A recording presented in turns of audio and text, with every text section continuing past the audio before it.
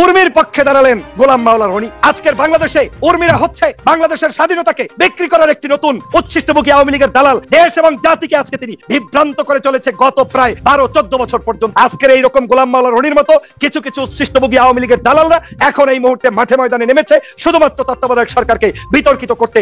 এই প্রশ্নের মীমাংসার মধ্যেই লুকিয়ে আছে আমাদের বাদবাকি সমস্ত প্রশ্নের জবাব। এটা ভয়ঙ্কর, এই সভ্য দুনিয়ায় এটা একটা ভয়াবহ অপরাধ। এই চিন্তা যে করবে, চিন্তাটাই অপরাধ। বিতর্কিত সংসদ সদস্য গোলাম মাওলা রনিকে গ্রেপ্তার করেছে গোয়েন্দা পুলিশ। রাজধানীর বাড়িধারা এলাকা থেকে তাকে গ্রেপ্তার করা হয়।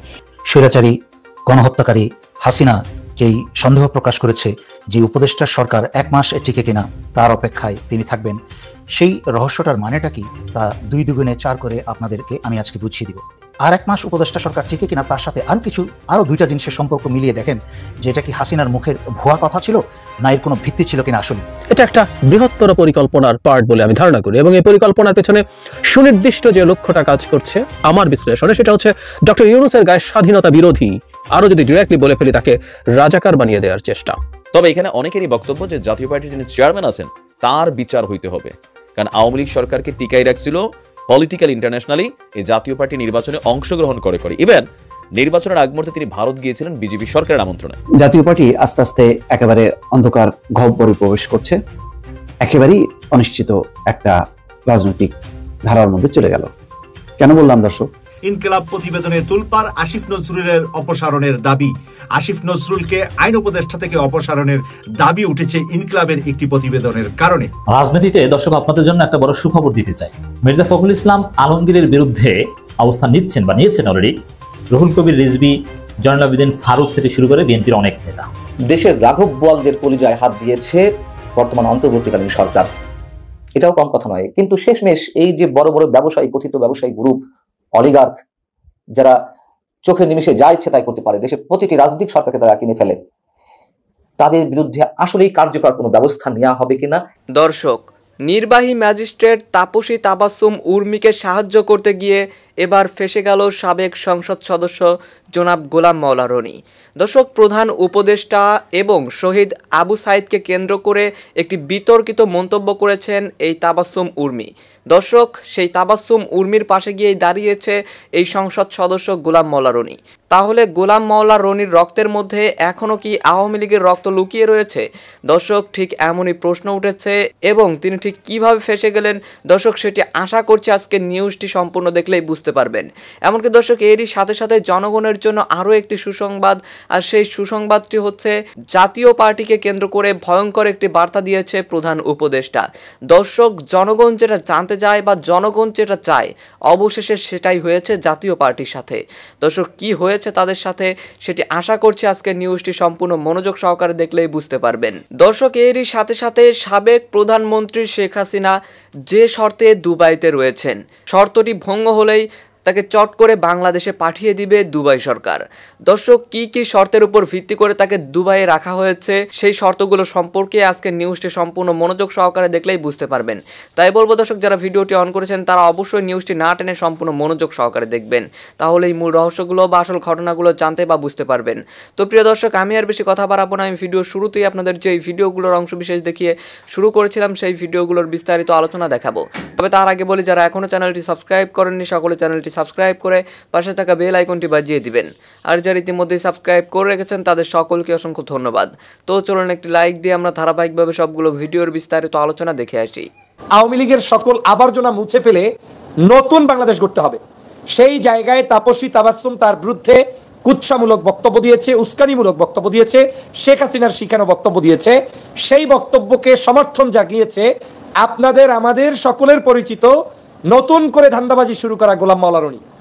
আমি অবাক হয়েছি গোলাম মাওলা রনির এই বক্তব্য দেখার পরে যে কিভাবে সম্ভব তিনি বাংলাদেশের বর্তমানে এই স্বাধীনতা সার্বভৌমত্ব, যেই জুলাই বিপ্লব না হলে দেশের স্বাধীনতা থাকতো না, দেশের স্বাধীনতা হতো না, দেশের স্বাধীনতা টিকতো না, সেই জুলাই বিপ্লবের পরে বাংলাদেশের নতুন রাষ্ট্র বিনির্মাণ আজকের এদেশের শিক্ষার্থী সাধারণ জনগণ মিলে ঐক্যবদ্ধ করেছে। সেই জায়গায় গোলাম মাওলা রনি কাকে সমর্থন করছেন এই তাপসী তাবাসসুম উর্মিকে। কি তাপসী তাবাসসুম উর্মিকে সমর্থন করছেন রনি?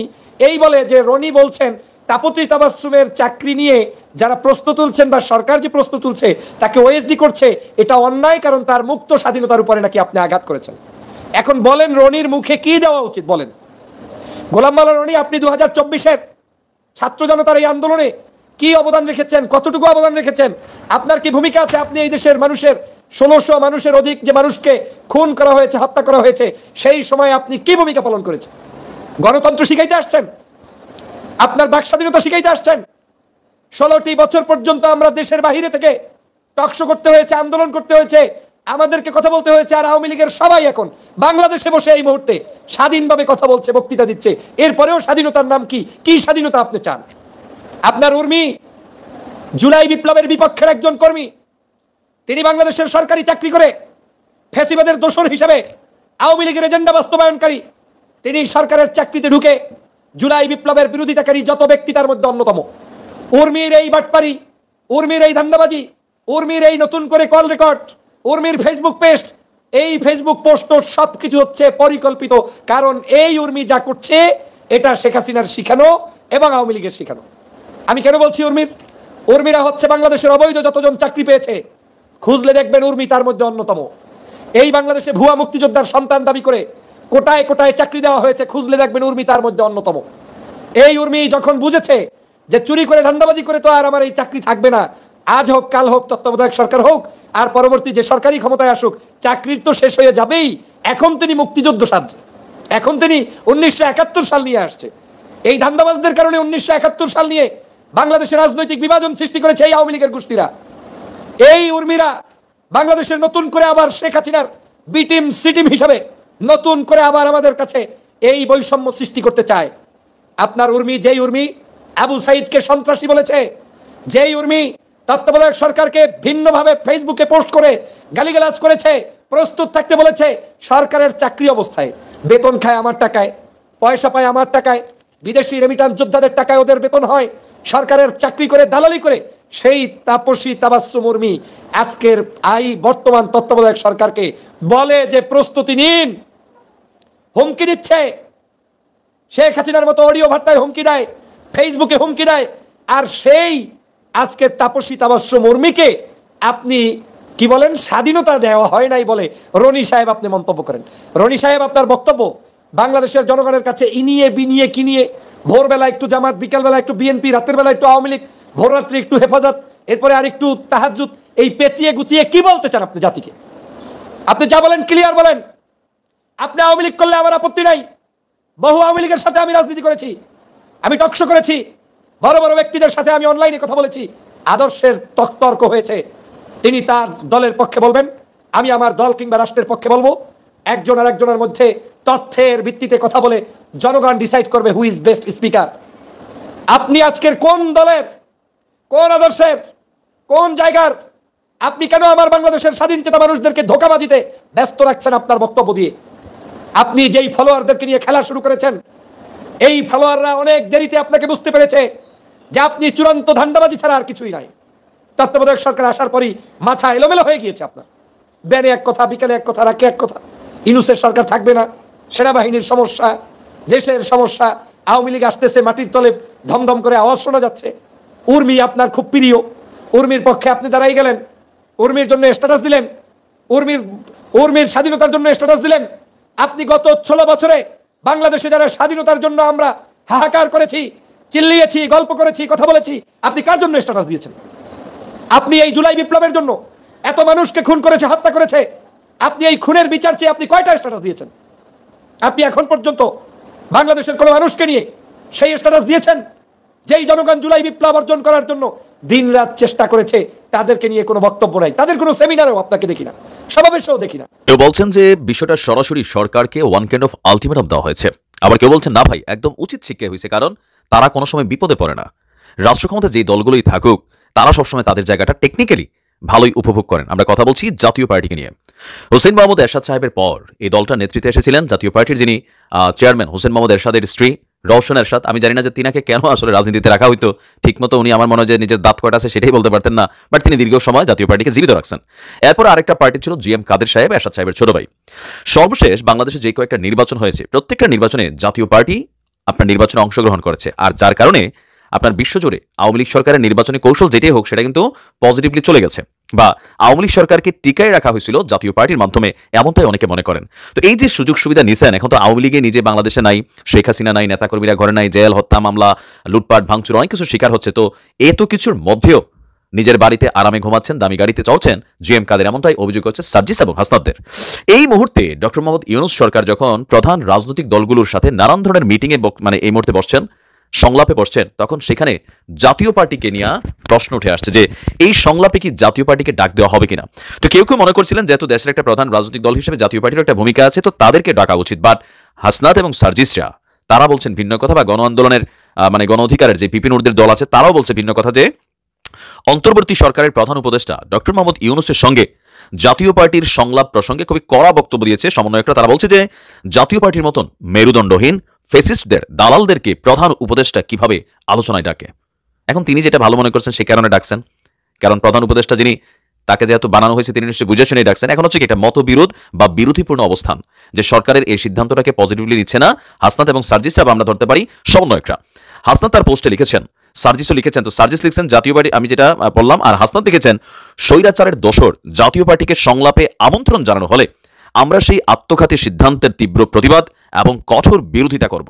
এর আগে আওয়ামী লীগ সরকারের বিগত 3টি সংসদ বাতিলের দাবি জানান হাসনাত। অপরদিকে এমন বক্তব্যের পর জাতীয় পার্টির যিনি দায়িত্বশীল আছেন জিএম কাদের, তিনি বলছেন যে তোমাদের এই বৈষম্য বিরোধী আন্দোলনে সংসদের ভিতরে এবং বাহিরে আমি তোমাদের পক্ষে অবস্থান নিয়েছি। আমি তোমাদেরকে বলছিলাম শহীদ মিনার থেকে আন্দোলনটা শুরু করো, এবং কি আমি ওই আন্দোলন চলাকালীন সময় ছাত্রদের পক্ষে আমার অবস্থান ছিল। আমি এই বৈষম্য বিরোধী ছাত্র আন্দোলনের বিপক্ষে ছিলাম না, বিরোধী পক্ষ হিসাবে আমি তোমাদেরকে সমর্থন জানাই গেছি।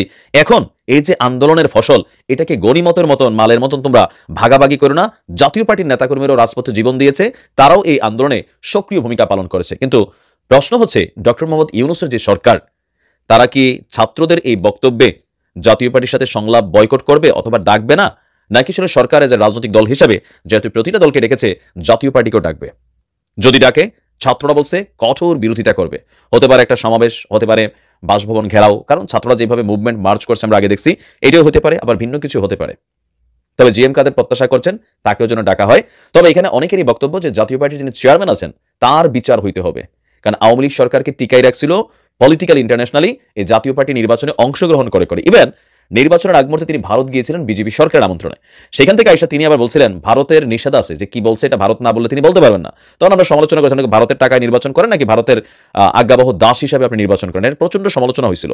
তো দিন শেষে এবার ফাইনালি কিন্তু পাঠে পড়তে যাচ্ছে জাতীয় পার্টিও, বা যারা দলটির খুব পদবিতে আছেন, যেমন জিএম কাদেম সাহেব, তিনি নিজে এমপি, ওনার বউ এমপি। আবার এখানে অনেক বক্তব্য আছে যে আওয়ামী লীগ সরকার থেকে অনেক টাকা তিনি পাইছিলেন, সেই টাকা ভাগাভাগি নিয়ে দলের মধ্যে আবার বিভেদ তৈরি হয়েছিল, মানে নানান আলোচনা সমালোচনা ছিল। তো অনেকে বলছেন বেসিক্যালি জাতীয় পার্টির অবস্থানটা হচ্ছে এই মুহূর্তে সুবিধাবাদী অবস্থান, সরকারেও আছে, সরকারের বাহিরেও আছে, যেমনে আছে, কোনো সময় বাটে পড়ে না। রাজনীতিতে দর্শক আপনাদের জন্য একটা বড় সুখবর দিতে চাই। মির্জা ফখরুল ইসলাম আলমগীরের বিরুদ্ধে দাঁড়াচ্ছেন বা দাঁড়াতে যাচ্ছেন, অবস্থান নিচ্ছেন বা নিয়েছেন অলরেডি রুহুল কবির রিজভী, জয়নুল আবেদিন ফারুক থেকে শুরু করে বিএনপির অনেক নেতা। মির্জা ফখরুলের এখন কি হবে? দর্শক, আমরা বিএনপির পক্ষে। আমরা মনে করি বাংলাদেশের স্বাধীনতা সার্বভৌমত্ব টিকিয়ে রাখতে আমাদের বিপ্লবকে কার্যকর করতে হলে বিএনপিকে লাগবে, সবচেয়ে বড় দল তারেক রহমানকে লাগবে, বরং আগামী দিনে তারাই ক্ষমতায় আসবে, এতে তো কোনো সন্দেহ থাকার কথা নয়। সব দল মিলে বিএনপির বিরুদ্ধে জোট করলেও বিএনপি ক্ষমতায় আসবে। এই জন্য বিএনপিকে আমরা পরিশুদ্ধ করতে চাই। ডক্টর ইউনূসের ব্যক্তিগত সহকারী মাহফুজ, আমাদের ছোট ভাই, তিনি কিন্তু বলেছেন যে বিএনপিকে পরিশুদ্ধ হয়ে আসতে হবে। আমরা এই কথা বলি যে বিএনপি সবচেয়ে জনপ্রিয় দল, বিএনপি যে ধারা রাজনীতি করছে, পুরোনো ধারার চাঁদাবাজ লুটপাটের রাজনীতি, এটা চলবে না, ভারতের ফাঁদে পড়েছে, এটা চলবে না, পরিশুদ্ধ হয়ে আসতে হবে। তো বিএনপিকে নিয়ে নানান কনসার্ন আমাদের আছে, তার মধ্যে কিছু হচ্ছে চাঁদাবাজি লুটপাট চলছে। এটা যখন প্রশাসন শক্তিশালী হবে, পুলিশ শক্তিশালী হবে, পুলিশ বিএনপির এই চাঁদাবাজ লুটপাটকারীদের শাস্তি করবে, এটার একটা সমাধান আছে। কিন্তু দল হিসেবে যদি বিএনপি ভারতের ফাঁদে পা দেয়, এটা তো আর পুলিশ বিএনপিকে পিটিয়ে ঠিক করতে পারবে না। তো এক্ষেত্রে বিএনপির ভেতর থেকে এই বিষয়ে গুরুত্বপূর্ণ পদক্ষেপ থাকতে হবে। মানে এটা কিন্তু হচ্ছে মির্জা ফখরুল ইসলাম আলমগীর সুস্পষ্টভাবে তিনি যে ভারতের কথায় উঠেন বসেন বা ভারতের বয়ান সামনে আনছেন, এটা প্রমাণিত হয়েছে। আবারও যদি একটু বলি আলোচনার সুবিধার্থে, মির্জা ফখরুল ইসলাম আলমগীর বলেছেন যে আওয়ামী লীগকে নিষিদ্ধ করা ঠিক হবে না, আগামী নির্বাচনে আওয়ামী লীগকে অংশগ্রহণ করার সুযোগ দেওয়া উচিত। স্পষ্ট কথা, 3 জায়গায় মির্জা ফখরুল ইসলামের কথা বলেছেন। এর মধ্য দিয়ে মির্জা ফখরুল প্রমাণ করে দিয়েছেন যে তিনি ভারতের ফাঁদে পা দিয়েছেন। কিন্তু আমার মনে হয় না যে শুধু আমি তার বিরুদ্ধে কিন্তু অনেকবার কথা বলেছি, সোচ্চার ছিলাম, আপনারা দেখেছেন বারবার, অনেক ক্ষেত্রে বিরক্ত যে এত কথা বলা কি দরকার, না বলতে হবে। কিন্তু বিএনপি নেতারাই অনেকে কিন্তু সুস্পষ্টভাবে তার বিরুদ্ধে অবস্থান নিয়েছে। এটা প্রমাণিত হয় যে ওটা বিএনপির বক্তব্য নয়, ভারতের ফাঁদে হয়তো বিএনপি করেনি, মির্জা ফখরুল ব্যক্তিগতভাবে ভারতের ফাঁদে করতে পারেন। এই জন্য মির্জা ফখরুলকে অবসরে পাঠানো উচিত, এখন বয়সও হয়েছে, ব্যর্থ হয়েছেন। দুইটা বক্তব্য আপনাদেরকে শোনাবো, তাহলে বুঝবেন যে আসলে কিভাবে বিএনপির অনেক নেতা মির্জা ফখরুলের বিরুদ্ধে অবস্থান নিচ্ছে। শেখ হাসিনার বান্ধবী কি এখনো সচিব থাকবেন, এই শিরোনামে একটা রিপোর্ট জাগো নিউজে এসেছে। জয়নুল আবেদিন ফারুকের কথা বলেছেন। এই রিপোর্টের ভিতরে একটু দেখেন। আওয়ামী লীগকে নিষিদ্ধ করতেই হবে বলে মন্তব্য করেছেন বিএনপি চেয়ারপারসন উপদেষ্টা জয়নুল আবেদিন ফারুক। তিনি বলেন, সন্ত্রাসী দলকে বাংলাদেশ রাজনীতি করতে দিলে দেশ 20 বছর পিছিয়ে যাবে। মির্জা ফখরুল বলছেন যে আওয়ামী লীগকে নিষিদ্ধ করা ঠিক হবে না, আর জয়নুল আবেদিন ফারুক বলছেন আওয়ামী লীগকে নিষিদ্ধ করতেই হবে, এই প্রত্যয় সহ বলেছেন। স্পষ্টতই জয়নুল আবেদিন ফারুক মির্জা ফখরুলের বিপরীত কথা বলেছেন, বিপরীত অবস্থান নিয়েছেন, বিরুদ্ধে অবস্থান নিয়েছেন। ধন্যবাদ, উই স্যালুট জয়নুল আবেদিন ফারুক। এর আগে মেজর হাফিজও কিন্তু বলেছেন যে আওয়ামী লীগের রাজনীতি করার কোনো অধিকার নেই, অথচ ফখরুল বলেছেন আওয়ামী লীগকে নিষিদ্ধ করা ঠিক হবে না, গণতন্ত্রের দোহাই দিয়ে সে কথা বলেছেন। দেখেন দর্শক, এখানে কোরিলেশনটা কোথায় এটা খেয়াল করেন, এটা আরো গুরুত্বপূর্ণ। মির্জা ফখরুল যে একটু ভারতের সব দালাল, এটা তো আমরা অনেক আগে থেকেই বলেছি। বরং মির্জা ফখরুল ভারতের দালাল হওয়ার কারণেই গত 15 বছরে বিএনপি ব্যর্থ হয়েছে। ভারতের ফাঁদে পড়ে জামাতকে দূরে রেখেছে, নানান কিছু দেখেছেন আপনারা। আর জয়নুল আবেদিন ফারুক তিনি আগে থেকেই ভারতের আধিপত্যবাদের বিরুদ্ধে সোচ্চার, এটা সবাই জানে। এর মানে যারা ভারতের দালালি করছেন তারা আওয়ামী লীগ নিষিদ্ধের বিপক্ষে, আওয়ামী লীগের বৈধতা দেওয়ার পক্ষে, নির্বাচনে অংশগ্রহণ করার সুযোগ দেওয়ার পক্ষে। আর যারা বিএনপির মধ্যে ভারতের আধিপত্যবাদের বিরুদ্ধে সোচ্চার, তাদের কথা স্পষ্ট যে বিএনপিকে আওয়ামী লীগকে নিষিদ্ধ করতে হবে। এর মানে ভারতের সম্পর্কে কোন নেতার কি দৃষ্টিভঙ্গি, মানে এটার সাথেই, এটার উপরে নির্ভর করে যে আওয়ামী লীগ প্রশ্নে বিএনপির কোন নেতার অবস্থান কি। যারা ভারতের আধিপত্যবাদের বিরুদ্ধে তারা নিষিদ্ধ চায়, যারা ভারতের দালাল তারা নিষিদ্ধ চায় না। প্রমাণিত হয়ে গেল আওয়ামী লীগের পুনর্বাসন হলে দেশে মানুষ বাস করতে পারবে না, রিজভি। এর মানে রিজভিও ফারুকের বিরুদ্ধে কথা বলছেন, ফখরুলের বিরুদ্ধে কথা বলছেন। কথিত স্বৈরাচার আবার পুনর্বাসন হলে বাংলাদেশের হবে জল্লাদের উল্লাসভূমি, এই মন্তব্য করেছেন রুহুল কবির রিজভী। তিনি বলেন, কেউ কেউ যখন বলে স্বৈরাচার পুনর্বাসনের কথা তখন বিপজ্জনক বার্তা দেয় জনগণের কাছে। হয়তোবা এই কেউ কেউ বলতে এখানে ফখরুলকে বুঝিয়ে থাকতে পারেন, হতে পারে। কোন ফেসিবাদের আইকন, এই কথিত জাতির পিতা, এগুলো আমরা মানি না। শেখ মুজিবের সব অপকর্মের সামনে আনতে হবে। 72 থেকে 74 এই ফ্যাসিস্ট শেখ মুজিব কি করেছিল সব সামনে আসবে। এই জন্য বিএনপির সাথে আমরা আছি। আপনারা দেখলেন যে বিএনপি, এমনকি তারেক রহমানকে যদি আপনি জিজ্ঞেস করেন যে আওয়ামী লীগ নিষিদ্ধের পক্ষে কিনা, ফখরুলের পক্ষে কেউ বলবে না। খালেদা জিয়াকেও যদি জিজ্ঞেস করেন, ফখরুলের পক্ষে বলবে না। অতএব বিএনপি থেকে ফখরুলকে সরানোর সময় এসেছে। খুবই একটা জটিল বিষয় নিয়ে কথা বলছি। ইনকিলাব প্রতিবেদনে তুলপার আসিফ নজরুলের অপসারণের দাবি। আসিফ নজরুলকে আইন উপদেষ্টা থেকে অপসারণের দাবি উঠেছে ইনকিলাবের একটি প্রতিবেদনের কারণে। ইনকিলাব আজকে যা লিখেছে আপনাদের সামনে তা তুলে ধরছি। জুলাই আগস্টের রক্তস্নায়ু গণ অভ্যুত্থানের সফল করতে ভারত ও হাসিনাপন্থী উপদেষ্টা ডক্টর আসিফ নজরুলকে অন্তর্বর্তীকালীন সরকার থেকে বাদ দেওয়া জরুরি হয়ে পড়েছে বলে মনে করেন বিশ্লেষকরা। 1.5 দশকের মাফিয়াতন্ত্র, ফেসিবাদ ও গণহত্যার অপরাধে শেখ হাসিনার বিচারকে প্রলম্বিত করার এজেন্ডা নিয়ে মাঠে নেমেছে তিনি। আন্তর্জাতিক অপরাধ ট্রাইব্যুনালের বিচারক নিয়োগ দেননি। আন্তর্জাতিক অপরাধ ট্রাইব্যুনালে বিচারক নিয়োগ দেওয়া হয়নি, কিন্তু আইনজীবী নিয়োগ দেওয়া হয়েছে, কথাটা সত্য। এই বিষয়ে আরো যা এখানে লিখেছে, এর আগে তিনি মাঠে নেমেছেন 1973 সালের আন্তর্জাতিক অপরাধ ট্রাইব্যুনাল আইন সংশোধনের ইস্যু নিয়ে। এই ধরনের নতুন এবং জটিলতা উনি বাড়াচ্ছেন বলে ইনকিলাব এখানে লেখছে। দুর্নীতিগ্রস্ত বিচারপতিদের বহাল রেখেছেন, আটকে রেখেছেন হাইকোর্টে বিচার বিভাগ বিচারক নিয়োগের উদ্যোগ। নানাবিধ সংস্কারের কথা বলে তৈরি করছেন সংবিধান সংস্কার কমিশন, বিচার বিভাগ সংস্কার কমিশন।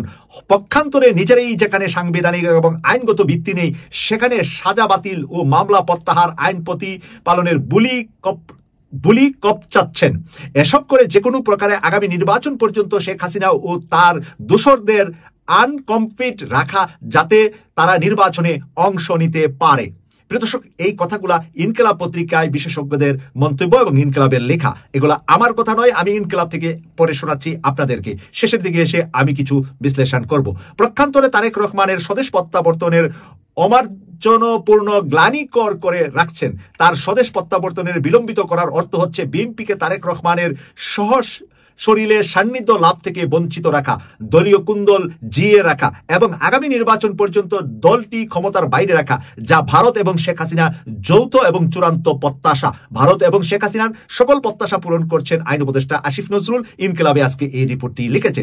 তাদের প্রত্যাশা পূরণের ক্ষুণ কৌশল ভারত ডক্টর ইউনূসের নেতৃত্বাধীন সরকারে আইন উপদেষ্টা হিসাবে ডক্টর আসিফ নজরুলকে ঢুকিয়ে দেয়। ভারত ঢুকিয়ে দিয়েছে। গত সোমবার দৈনিক ইনকিলাবে প্রকাশিত কোন দিকে খেলছেন আসিফ শীর্ষক প্রতিবেদনের পর নাগরিক সমাজে আইন উপদেষ্টা ডক্টর আসিফ নজরুলের ভূমিকা নিয়ে চলছে চুলছেরা বিশ্লেষণ। বিষয়টি পরিণত হয় টপ অব দ্য কান্ট্রি। শিক্ষক, সাংবাদিক, আইনজীবী, বিচারক নির্বিশেষে সকলের কাছে প্রশ্ন, আসিফ নজরুল আসলে কার জন্য কাজ করছেন? প্রিয় দর্শক, আমি আপনাদের সামনে ছেড়ে দিলাম আজকের ইনকিলাব পত্রিকার প্রতিবেদনটি। আপনারা বিবেচনা করবেন রিয়েলি আসলে কি তাই নাকি, কারণ কিছু কিছু কথার মধ্যে কিন্তু আমি নিজেও ডালমে কুচ কালাহে খুঁজে পাচ্ছি। তাই আমরা আসিফ নজরুল স্যারকে এতদিন যেইভাবে অন্ধভাবে সাপোর্ট দিয়ে যাচ্ছিলাম যে এই যুদ্ধে উনি ছাত্র সমাজের নেতৃত্বে ছাত্র সমাজের পাশে ছিলেন, কিন্তু এই পর্যায়ে দায়িত্ব দেওয়ার পরে কতটুকু দায়িত্ব পালনে উনি উৎসাহিত বা দায়িত্ব পালনটা সঠিকভাবে করছেন, এখনো কেন রাঘব বোয়ালদেরকে আইনের কাঠগড়ায় আদালতে আমরা দাঁড় করাতে পারলাম না? সময় আমাদের 2 মাস চলে গিয়েছে। তাই প্রিয় দর্শক, এখানে আমি দুইটা কথা বলবো দুইটা মানুষ সম্পর্কে। এক হলো ডক্টর মোহাম্মদ ইউনূস স্যার, যাকে আমরা অন্তর্বর্তীকালীন সরকারের প্রধান বানিয়েছি, তাকে নিয়ে আমরা সমালোচনা নয় বরঞ্চ তাকে আমরা সহযোগিতার হাত বাড়াবো। অপরদিকে সেনাবাহিনীর প্রধানকে নিয়ে কেউ কেউ বিভিন্ন সময় মন্তব্য করছেন, আমি সেই মন্তব্যের প্রতিবাদ করি এই কারণে যে এই মুহূর্তে আমাদের কোনো পুলিশ নাই। আমরা যদি সেনাবাহিনীকেও জনগণের থেকে দূরে সরাইয়া দেই তাহলে জনগণের নিরাপত্তার জন্য আর কোনো জায়গা থাকে না। তাই সেনাবাহিনীর মেজরিটি মানুষ যেখানে দেশপ্রেমী, তাই আমরা সেনাবাহিনীকেও আমরা সমালোচনার ঊর্ধ্বে রেখে দেশপ্রেমের জন্য তাদেরকে উদ্বুদ্ধ করে কথা বলবো। দর্শক, আমি আশা করছি আপনারা সকলে অত্যন্ত মনোযোগ সহকারে সবগুলো ভিডিও দেখেছেন। এমনকি দর্শক, যদি এই ভিডিওগুলো সম্পর্কে আপনাদের কোনো মতামত থেকে থাকে তাহলে তো অবশ্যই জানাবেন। দর্শক, সবশেষ জানাবেন আপনি ঠিক কোন জায়গা থেকে আজকের এই নিউজটি দেখেছেন। ভিডিওটি শেষ করছি এখানেই, ফিরছি পরবর্তী নিউজে নতুন কোনো টপিকে। আল্লাহ হাফেজ।